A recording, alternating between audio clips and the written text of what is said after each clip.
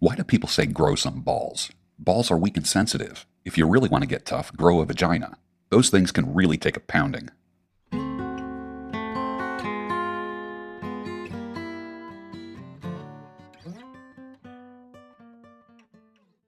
Stirring the coffee with the giant chopsticks of truth using the vortex method, the only true way to optimize the taste of your coffee. At the molecular level, good morning. Welcome to the Daybreak Show. I am the Sultan. We'll get started. But first, New England coffee with just a little bit of cream and a couple cubes of brown sugar. Nice. Nice. First of all, I want to know how many people in this audience here live in Chicago. Let me know. And if you are so inclined, the gang that hangs out here at this YouTube channel, you know Jenny, stage 4 breast cancer, mother of 6, married. It has moved on my heart that we need to love them as a family.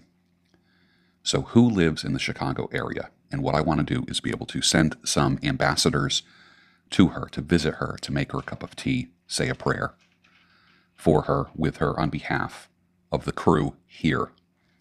If you're interested in doing that, let me know.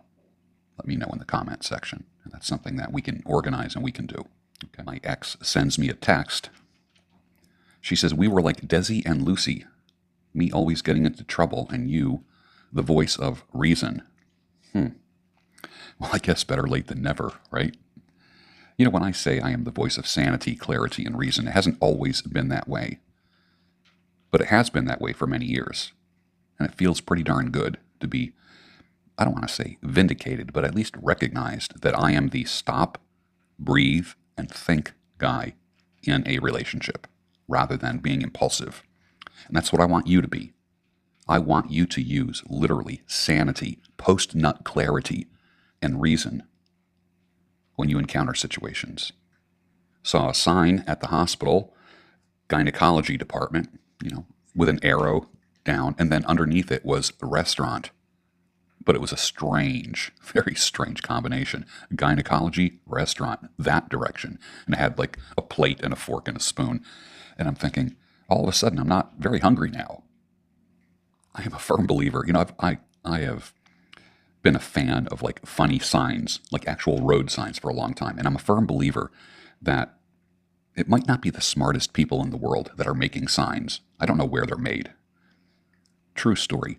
There is a shopping center behind me here.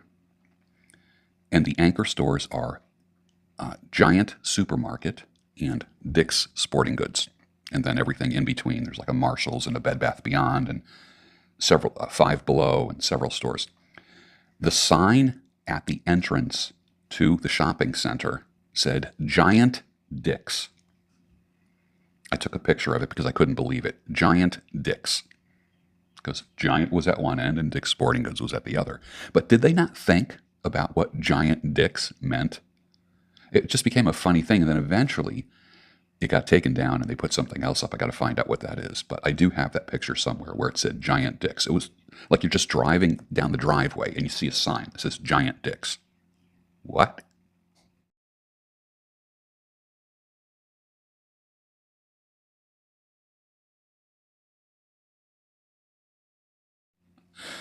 Think, people. Think. Back in 1986, this woman by the name of Marcia Sinitar wrote a book called Do What Makes Money and Do What You Love and the Money Will Follow. What a mockery of that. Has probably made more men poor than any other book I've ever known. I say do what makes money and the money will follow. Love has nothing to do with it. If you happen to like your job, fantastic. All of a sudden, in the past 30 or 40 years, we've injected that you have to love what you do.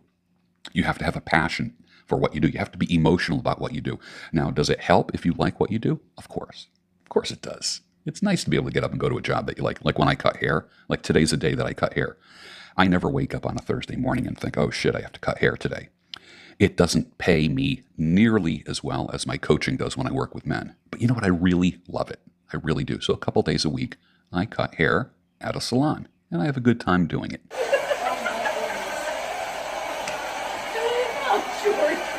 What? So I got the straight face. Mess around with. He's so serious. And it's almost like coaching in a sense. I really developed deep friendships with people who have been cutting their hair for a long time. I've cut the hair of men who were single and then dating a woman and then got married and then like they're now on their second kid and I'm cutting the hair, giving the child their first haircut, that kind of thing. So it's beautiful to be in people's lives throughout the stages of their lives. I love it. Does it pay well? No. But I love it. I don't know how people do it who are in the hair industry. I have no idea. Unless you have a bunch of chairs, a bunch of barbers and stylists working for you.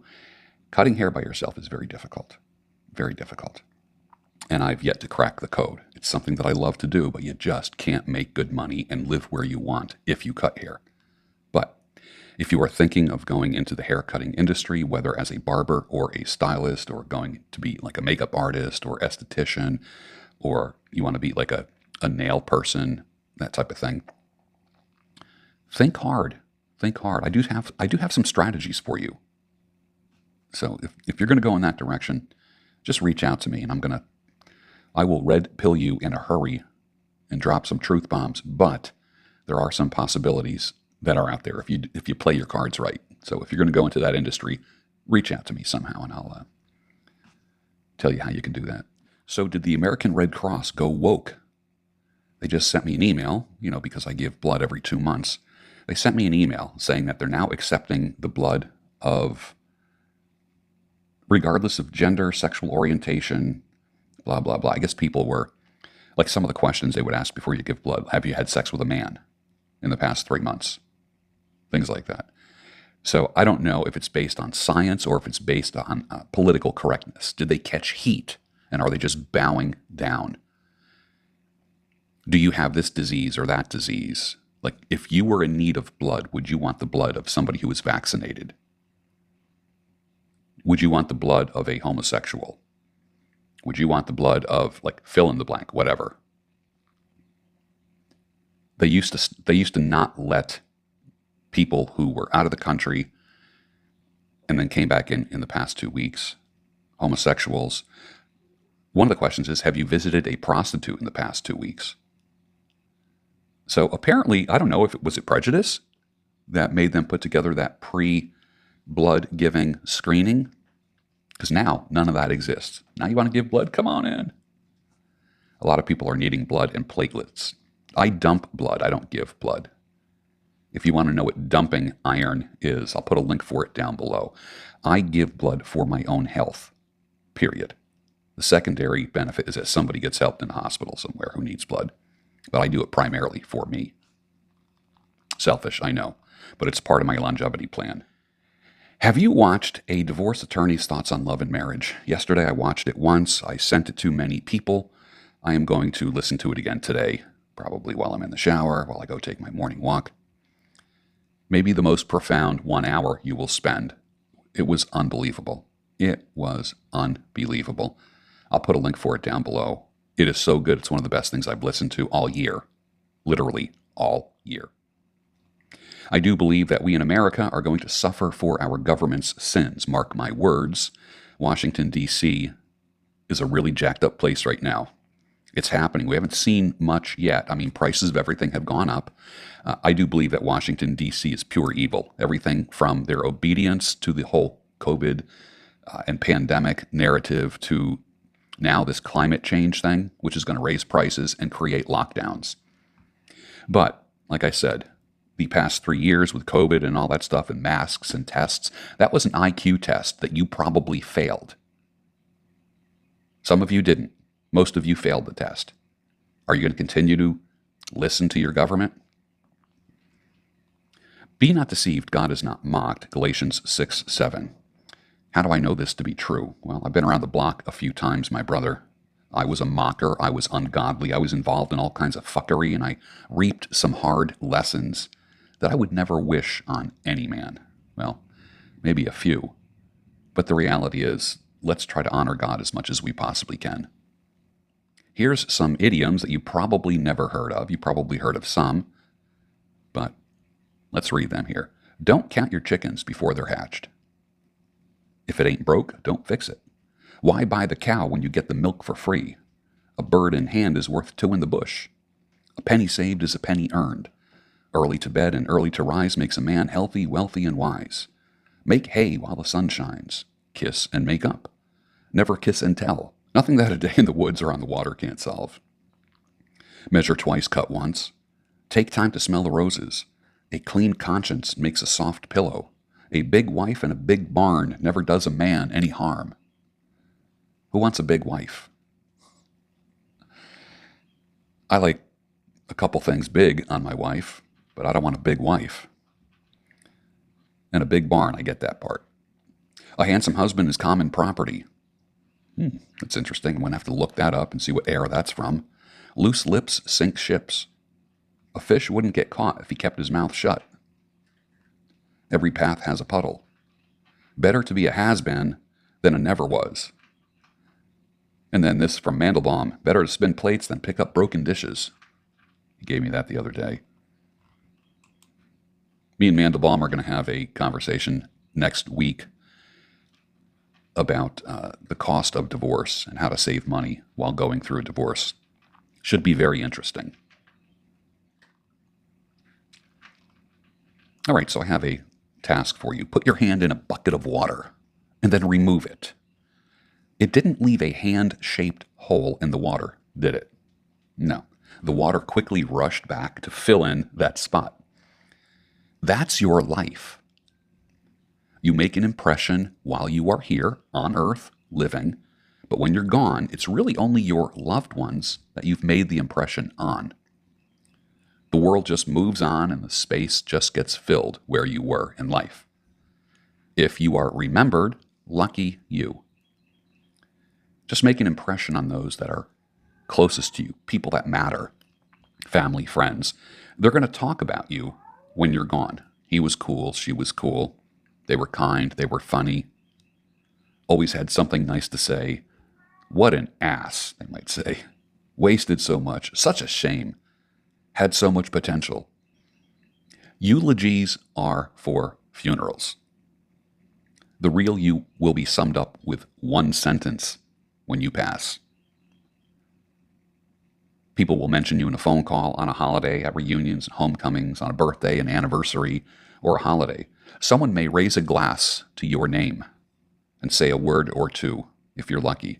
If you're really, really lucky, somebody will kiss your picture every night and put it back on the nightstand before they go to bed and say, "Good night, honey." Seriously, if you believe in God and heaven, like I do, that's great.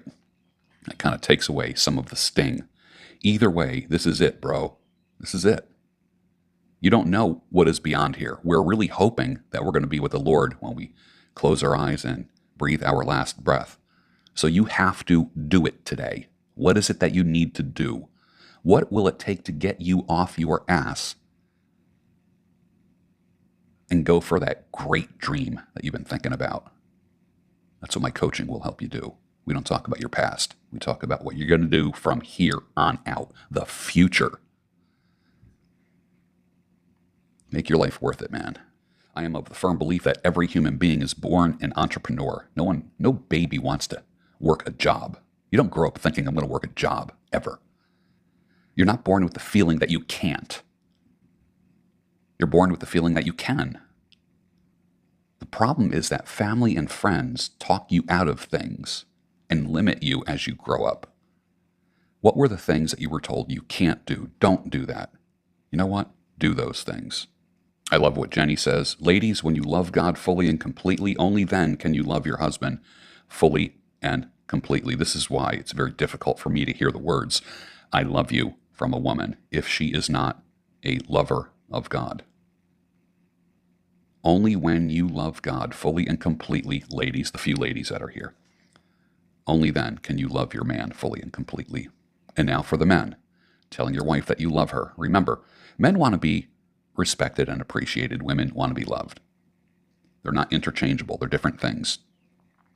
Love isn't action. It's a verb. It's not just a word that comes out of your mouth to make people feel good. Ladies, I would like you to refer to your man as, now do this experiment, refer to your man as my king. Do that.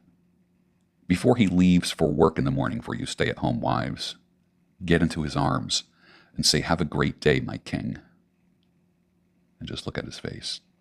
Why am I saying refer to him as your king? Here's a question. Who is the female counterpart to a king? A queen.